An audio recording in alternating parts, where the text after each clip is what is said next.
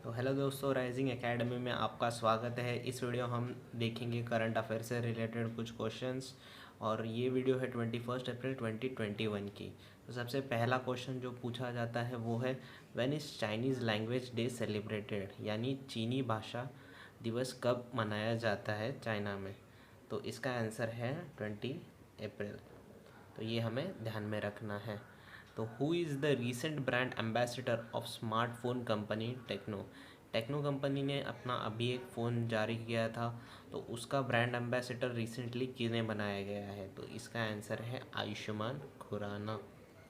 तो अब देखते हैं सेकंड ऑप्शन। तो सेकंड क्वेश्चन में पूछा गया है, which state government has recently started online yoga sessions for prisoners, यानी किस राज्य सरकार ने योग सेशन स्टार्ट किया है अपने कैदियों के लिए। तो इसमें इसमें जो तमिलनाडु की राज्य सरकार है, उन्होंने ईशा फाउंडेशन से मिलकर योगा सेशंस कंडक्ट किए थे, ऑनलाइन योगा सेशंस कंडक्ट किए थे अपने कैदियों के लिए। तो इसके बाद देखते हैं हमारा अगला question, which country is on the top recent issued Henley passport index. तो हेनली पासपोर्ट इंडेक्स क्या होता है? हेनली पासपोर्ट इंडेक्स हर साल जारी किया जाता है। तो इसमें बताया जाता है कि कौन कंट्री किस पोजीशन पे है। अगर जितनी ज़्यादा पोजीशन होगी उतनी ज़्यादा कंट्रीज़ में आप बिना वीज़ा के घूम सकते हो।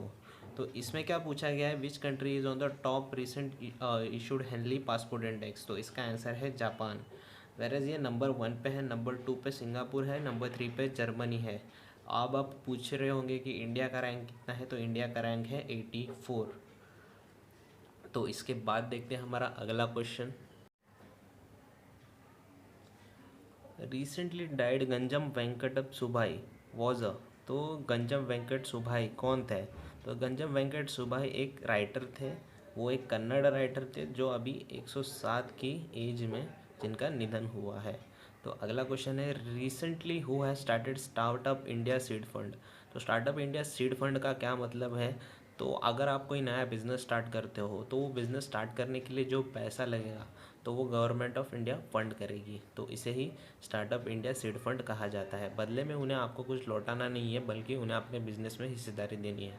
तो ये फंड और बिजनेस के रिलेटेड है। तो हमारे कॉमर्स और इंडस्ट्रियल मिनिस्टर पीयूष गोयल हैं, तो ये उन्होंने ही स्टार्ट किया है। तो इसके बाद क्वेश्चन है, विच स्टेट हैज़ स्टार्टेड जन अनुशासन पखवाड़ा टू रिस्ट्रिक्ट कोविड-19 केसेस। तो जन अनुशासन पखवाड़ा का मतलब होता है 15 दिन का स्ट्रिक्ट लॉकडाउन। तो ये किस स्टेट ने स्टार्ट किया है, ये पूछा गया है। तो ये स्टार्ट किया गया है राजस्थान ने। तो राजस्थान में और क्या क्या फेमस है? तो राजस्थान में स्टैचू ऑफ पीस फेमस है। तो recently which country has created contract for ecocide bill. तो सबसे पहले हम जान लेते हैं कि इकोसाइड बिल क्या होता है। तो इकोसाइड बिल का मतलब होता है कि अगर आप पर्यावरण को कोई नुकसान पहुंचा रहे हो तो वो बिल यहाँ पे उसके लिए काम करता है। क्योंकि अगर इस बिल के तहत अगर आप कोई पर्यावरण को नुकसान पहुंचा रहे हो तो आपको 10 साल की जेल हो सकती है, और साथ ही साथ 45 लाख यूरोस का जुर्माना भी आपको भरना पड़ सकता है। तो ये बिल किसने पास किया है? अभी फ्रांस ने। तो ये थे इसके आंसर्स। अब इसके बाद देखते हैं हमारे अगले क्वेश्चंस। तो यहाँ पे पूछा गया है, recently which country has added India to travel red list. मतलब ट्रैवल रेड लिस्ट वो होती है अगर जिस कंट्री का नाम ट्रैवल रेड लिस्ट में आ जाए तो उस कंट्री के लोग उस कंट्री में ट्रैवल नहीं कर सकते हैं। यानी अगर समझ लीजिए सिंगापुर ने इंडिया को ट्रैवल रेड लिस्ट में डाल दिया है तो इंडिया के लोग सिंगापुर में नहीं जा सकते। तो ये क्वेश्चन में पूछा गया है, अभी फ़िलहाल किस कंट्री ने इंडिया को ट्रैवल रेड लिस्ट में डाला है। तो इसका आंसर है यूके। तो ये ऐसा क्यों हुआ? क्योंकि अभी हाल ही में जो इंडिया में कोविड केसेस बढ़ रहे हैं उसके लिए यूके ने इंडिया को ट्रैवल रेड लिस्ट में डाल दिया है। और अभी हाल ही में अप्रैल के एंडिंग में जो प्राइम मिनिस्टर है यूके के, वो इंडिया में आने वाले थे, लेकिन कोविड के बढ़ते केसेस की वजह से उन्होंने अपनी यात्रा कैंसिल कर दी। तो हमारा दूसरा क्वेश्चन है, recently died Bhumidhar Barman was former chief minister of which state. तो इसका आंसर है आसाम। तो इसका अगला क्वेश्चन है, which state government has announce to use military resources for COVID patients. यहाँ पे पूछा है किस राज्य ने कोविड पेशेंट्स के लिए मिलिट्री रिसोर्स का उपयोग करने की घोषणा की है। तो इसका आंसर है मध्य प्रदेश। तो मतलब मिलिट्री रिसोर्सेज का मतलब होता है आपके जो मिलिट्री हॉस्पिटल्स हो गए या मिलिट्री आइसोलेशन सेंटर्स हो गए, उसका उपयोग अब आम लोगों के लिए भी किया जाएगा कोविड पेशेंट्स के लिए। तो इसका सही आंसर है मध्य प्रदेश। तो recently died Walter Mondale was former vice president of which country. तो जो अभी जिनका निधन हुआ है वॉल्टर मोंडेले, तो वो किस देश के वाइस प्रेसिडेंट थे। तो इसका सही आंसर है यूएसए के।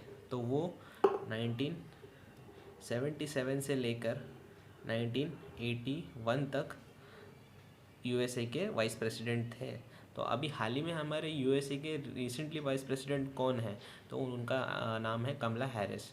तो ये हमारे रिसेंट वाइस प्रेसिडेंट है कमला हैरिस। तो और 1977 से 1981 थे यूएसए के वाइस प्रेसिडेंट थे वॉल्टर मोंडेले।